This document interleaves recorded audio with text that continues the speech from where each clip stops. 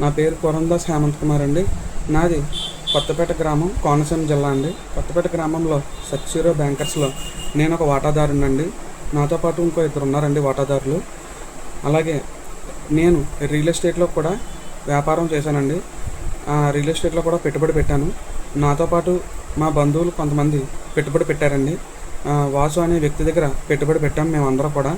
వాసు అనే వ్యక్తి గత నేను వచ్చే ఒక వారం రోజుల ముందు మా బావ అయినటువంటి కాట్రు కుమారస్వామి అనే రాజమండ్రికి చెందిన వ్యక్తి మా బావ అండి. మా బావ అనే వ్యక్తి పెట్టుబడి పెట్టిన వాటాదారుడిగా వచ్చి అతన్ని అడగడంతో లాస్ వచ్చిందని చెప్పడంతో నన్ను చాలా ఒత్తిడి చేశాడు. మొదట అతన్ని చాలా ఒత్తిడి చేశాడండి. అతను వెళ్ళిపోయాడు. కనీసం సమాధానం కూడా చెప్పకుండా వెళ్ళిపోయాడండి. లాస్ వచ్చిందని తర్వాత అన్నింటి మీద అప్పులు తెచ్చానని ఒకదాని తర్వాత ఒకటి చెప్పడంతో మేమందరూ కూడా నిర్భ్రాంతికి గురి అయ్యామండి. నాకు కూడా యథార్థంగా తెలియదండి. నేను కూడా నష్టపోయాను, వాళ్ళతో పాటును చాలా నష్టపోయాను నేను కూడాను. అలాగే ఆ తర్వాత వాసు వెళ్ళిపోవడంతో ఆ రోజు రాత్రి వాసు వెళ్ళిపోయిన రాత్రి మా ఇంటికి వచ్చి చాలా వీరంగం సృష్టించాడండి మా బావ అయినటువంటి కుమారు కాట్రస్వామి. నన్ను నానా దుర్భాషలతో దూషించి అర్ధరాత్రి వేళ మా ఇంటికి వచ్చి చాలా ఇబ్బంది పెట్టాడండి.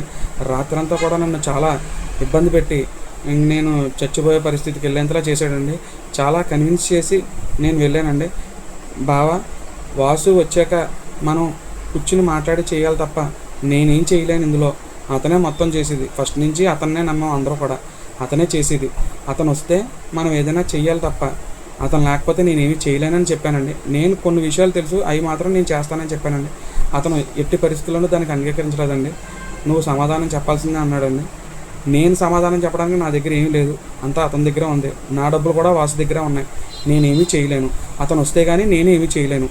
కాబట్టి నాకు 3 రోజులు గడువిస్తున్నాను, నీకు 3 రోజులు గడువిస్తున్నాను హేమంత్. నువ్వు 3 రోజుల్లోనూ తను రాకపోతే నిన్ను రోడ్డు మీదకి లాగేస్తాను, నిన్ను ఏమైనా చేస్తాను, నిన్ను అవసరమైతే చంపించేస్తాను.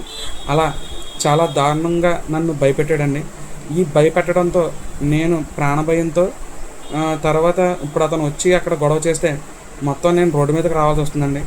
అలాగే నేను షాప్లో పెట్టి నా వాటా ఒక 20 లక్షలు ఉందండి. అలాగే ఆ డబ్బులు కూడా నేను తీసుకోలేను. నేను తీసుకుంటామంటే నేను ఒకవేళ నా బాకీలన్నీ తీర్దామని నేను ఒక అంచనా వేసుకున్నానండి. అది తారుమారు అయింది. అది కూడా నాకు అసలు ఎటు బుర్ర తోచని పరిస్థితుల్లో నేను ఉన్నానండి. నా